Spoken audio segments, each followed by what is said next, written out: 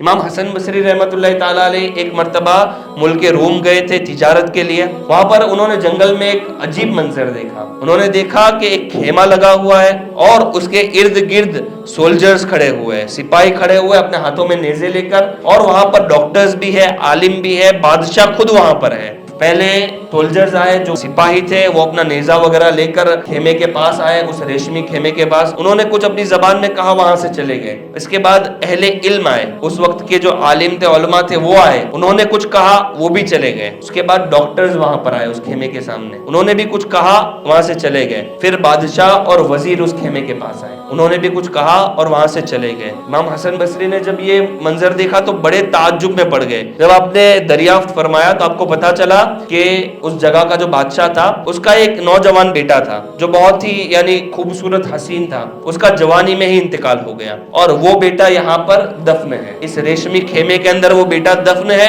اور ہر سال اس کی وفات کا دن جب آتا ہے تو اسی طرح یہ سب لوگ یہاں پر آتے ہیں. پہلے سپاہی آگے آتے ہیں اور وہ لوگ اس قبر والے سے کہتے ہیں کہ اے بادشاہ کے بیٹے, اگر جنگ کر کے موت کو ٹالا جا سکتا تھا تو ہم ضرور آپ کو بچا لیتے. اگر جنگ کر کے موت کو ٹال دیا جا سکتا تھا تو اب آپ کو مرنے نہ دیتے. یہ کہہ کر وہ لوگ چلے جاتے ہیں. پھر علماء آتے ہیں, علم والے آتے ہیں, وہ لوگ کہتے ہیں کہ اے بادشاہ کے بیٹے, اگر علم کے ذریعے آپ کو بچایا جا سکتا تھا تو ہم ضرور آپ کو بچا لیتے, ہم ضرور آپ کو موت سے بچا لیتے. پھر یہ لوگ بھی چلے جاتے ہیں, ڈاکٹرز آتے ہیں, طبیب آتے ہیں, وہ لوگ کہتے ہیں کہ اگر طب کے ذریعے, دوائی کے ذریعے, آپریشن کرنے کے ذریعے اگر موت کو ٹال دیا جا سکتا تھا تو ہم ضرور آپ کو بچا لیتے. پھر آخر میں بادشاہ آتا ہے اور بادشاہ کہتا ہے کہ اے میرے بیٹے, ہم نے تجھے بچانے کی بہت کوشش کی لیکن موت سے کوئی نہیں بچ سکتا, اب آئندہ سال تک یہ ہمارا سلام ہے. امام حسن بصری نے جب یہ واقعہ سنا نا, اس دن سے آپ نے نیت کر لی کہ آج کے بعد دنیا سے بے رغبت ہو جانا ہے.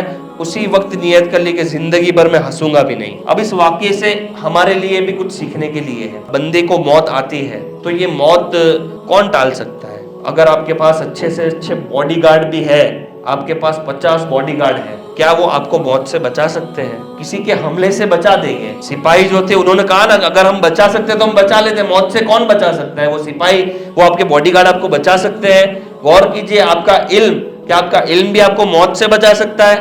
آپ کے پاس اگر اچھے سے اچھے ڈاکٹرز ہیں, بیسٹ ٹیکنالوجی ہے دنیا کی, لیکن پھر بھی اگر موت لکھی ہے تو کوئی ڈاکٹر آپ کو بچا سکتا ہے؟ کوئی ڈاکٹر موت کو ٹال سکتا ہے؟ آج اربوں خربوں روپے والے بھی قبر کے نیچے سوئے ہوئے ہیں, ان کا مال انہیں بچا سکا. اچھے سے اچھے ڈاکٹر بھی انہوں نے ہائر کیے تھے, لیکن کیا وہ ڈاکٹرز اسے موت سے بچا سکے؟ اور بادشاہ, وزیر, جو بھی ہو, کوئی بھی موت کو ٹال سکتا ہے؟ موت ٹالنا کسی کے بس میں ہے ہی نہیں. اللہ تعالیٰ نے پہلے ہی لوح محفوظ میں لکھ دیا کہ کون کب مرنے والا ہے. موت کو ٹالنا امپاسبل ہے. اللہ پاک قرآن مجید میں ارشاد فرماتا ہے, کل نفس ذائقۃ الموت, ہر نفس نے, ہر جان نے موت کا مزہ چکھنا ہے.